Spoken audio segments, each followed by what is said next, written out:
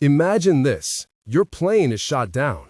You're alone, behind enemy lines, with no weapon, no food, and no one you can trust.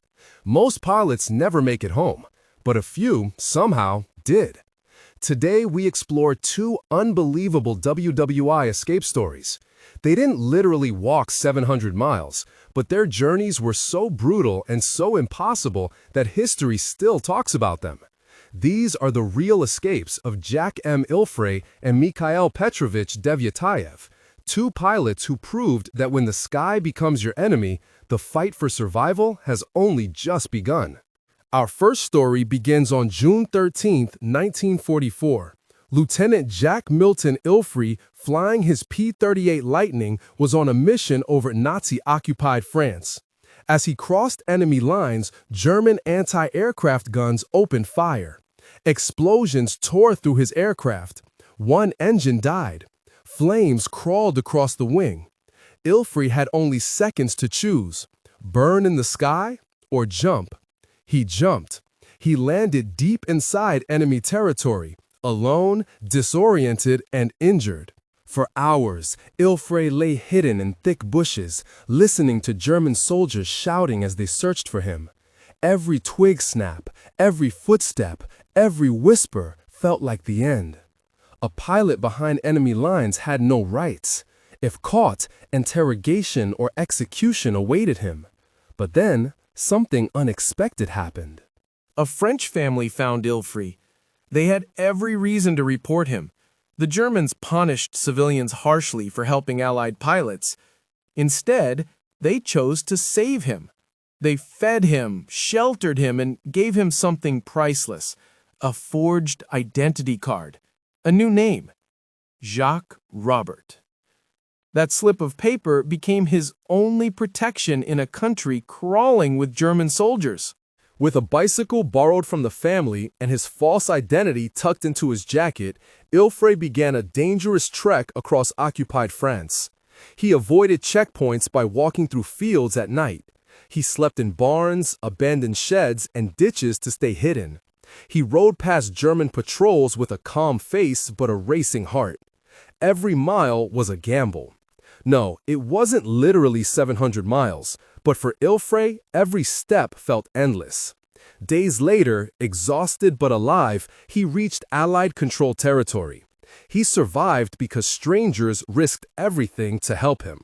Our second story begins on the opposite side of the war, the Eastern Front. Soviet fighter pilot Mikhail Petrovich Devyataev was shot down in July 1944. He wasn't as fortunate as Ilfrey. Instead of being hidden by civilians, he was captured almost immediately, beaten, starved, humiliated, and eventually sent to one of Nazi Germany's harshest concentration camps on the island of Usedom. Inside the camp, Devyataev noticed something.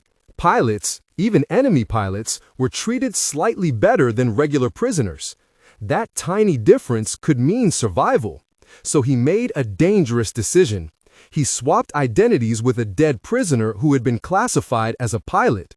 If the guards discovered the truth, execution was certain.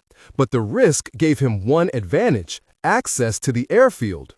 On February 8, 1945, Devyataev saw his only chance. A German Heinkel He-111 bomber sat on the airstrip, its engines quiet, guards nearby but not alert. Devyataev and a group of prisoners acted quickly. They attacked a guard, took his keys, and ran to the aircraft. Alarms erupted. Sirens wailed across the camp. German soldiers sprinted toward them, shouting and firing. Devyataev jumped into the cockpit, prayed the controls were similar to Soviet planes, and started the engines. The bomber roared to life. As bullets struck the ground around them, Devyataev pushed the throttle forward. The plane lifted off the runway, a stolen German aircraft flown by starving prisoners desperate for freedom. He crossed the Baltic Sea, dodged German fighters, and finally entered Soviet-controlled airspace. He didn't walk hundreds of miles, he flew them, and he lived to tell the story. Over time, retellings of pilot escape stories became simplified legends. 700 miles walked, impossible journeys, and epic treks across enemy territory. Those numbers aren't always literal, but emotionally, they reflect the truth. The hunger, the fear, the endless nights, the crushing distance from home. These were not just escapes, they were battles of endurance. Jack Ilfrey and Mikhail Devyataev escaped in completely different ways, but their stories share one message. When a pilot is shot down, the war doesn't end. The real story begins.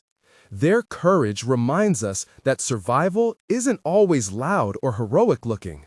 Sometimes it's a quiet footstep in the dark, a forged document hidden inside a jacket, or the roar of a stolen bomber taking off into the night.